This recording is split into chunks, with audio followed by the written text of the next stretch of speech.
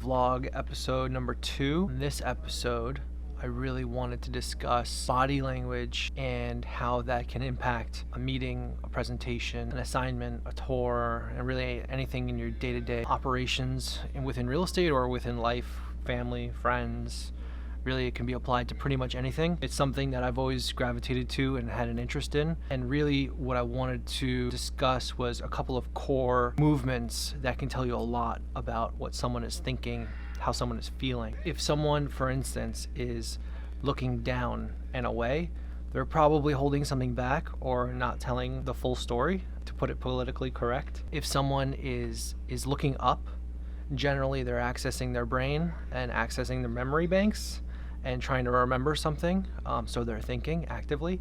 If someone's, rubbing their arm, or rubbing their hands or rubbing their legs as they're talking, that's called self-soothing, and they're essentially making themselves feel better because they're slightly uncomfortable or talking about something that's digging up some kind of an emotion for them. Arms crossed is never a good thing. That means they're uninterested and defensive and they've got a wall up.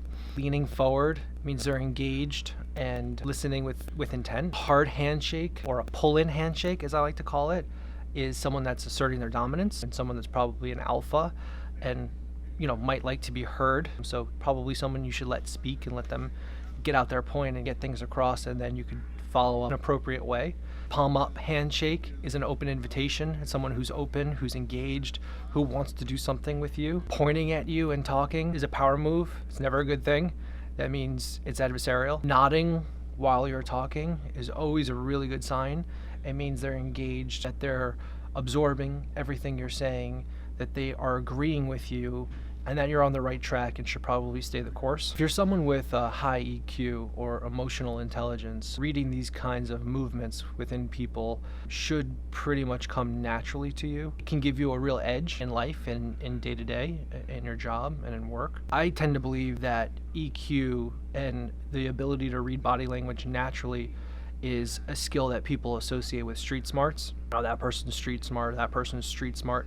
I think they just read people really well. That's what it comes down to at the end of the day. That's a skill that can definitely be learned. So if you were book smart in school and you love to study and you could learn in class and you excelled at doing that, but you kind of had a hard time reading people or understanding what people wanted and had a hard time figuring out how to get it for them. Body language is something that can easily be learned. You don't have to be a natural at it. There's a lot of books out there on it. There's a lot of YouTube videos on it if you're not into the book thing. And there's even classes locally I'm sure you could look into, and body language experts that you could look into. I find it all highly fascinating. It's helped me a ton in business. Everyone in real estate needs something, wants something, has a problem they've got to solve. I am that problem solver. If I could better understand them, I can better help them and better serve them. So it's really important to read people's body language, to adapt to the situation. And at the end of the day, my job is to get everyone what they want. And that's what I strive for every day. If this is something that interests you and you're into the whole body language thing and you start researching it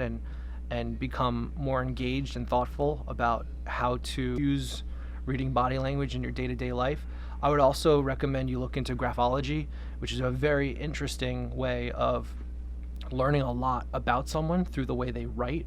Maybe I'll talk about that in another post, not right now, but graphology is some pretty interesting stuff, and I would recommend everyone take a look at it and Google it, even check it out on YouTube and watch a couple of videos and educate themselves on that skill. I hope you found some value in this video. I hope you enjoyed listening to it, and hope you have a great day.